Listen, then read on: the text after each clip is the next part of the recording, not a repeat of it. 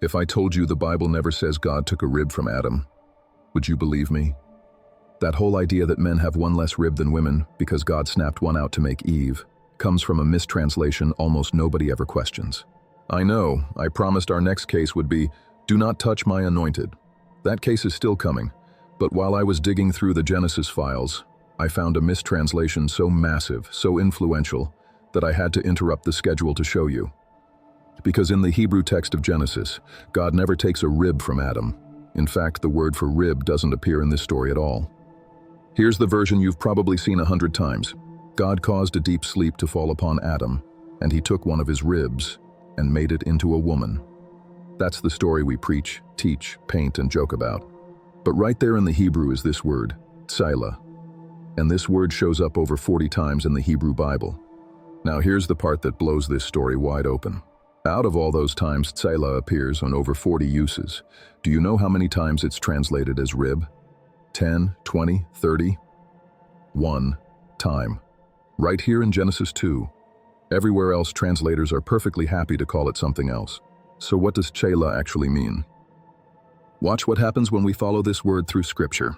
In the instructions for Noah's Ark, Tsêlāḥ is the side of the ark. In the tabernacle, Tsêlāḥ are the sides or panels of the structure. In the temple, Tsêlāḥ are side rooms, chambers built along the outside.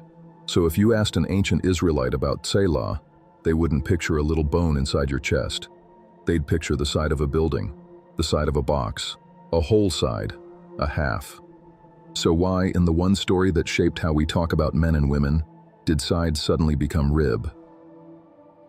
Like most good translation mysteries, this one goes back to the chain. Hebrew writers say, Tsêlāḥ, side. Greek translators reach for a word that can mean side, but can also mean rib. Latin follows that choice. English follows Latin and Greek. And once rib gets printed in the Bibles that shape Western Christianity, it's basically cemented in place.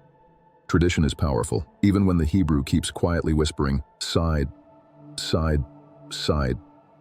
So let's read this story again, but this time, listen to it the way a Hebrew reader would.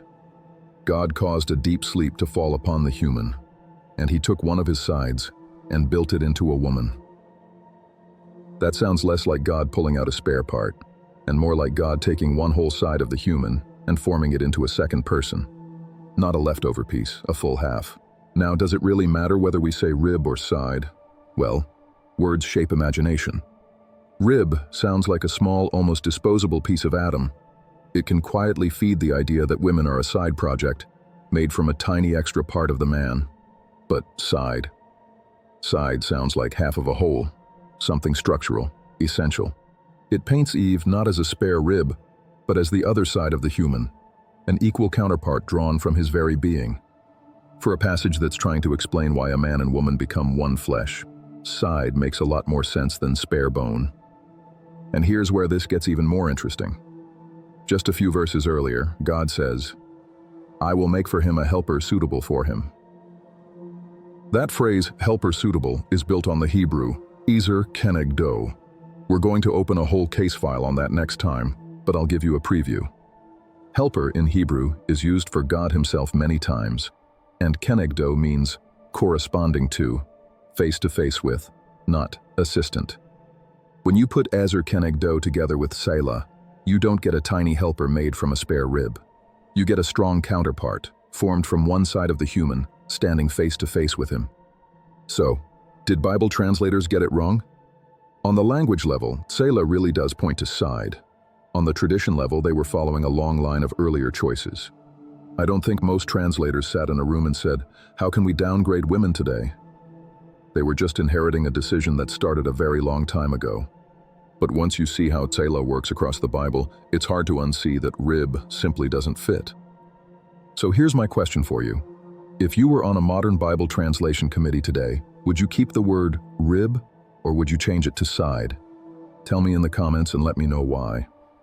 I'm really curious where you land on this one. And if you enjoy digging into these kinds of hidden translation choices, this is case number 3 in my Hidden Hebrew series. We started back in Genesis 1, then we looked at God's hidden name Yahweh, and next, we're opening a full case file on that phrase, help meet or helper suitable. You might never hear it the same way again. I'm the translation detective. If you want to see what your English Bible is hiding, hit subscribe so you don't miss the next case.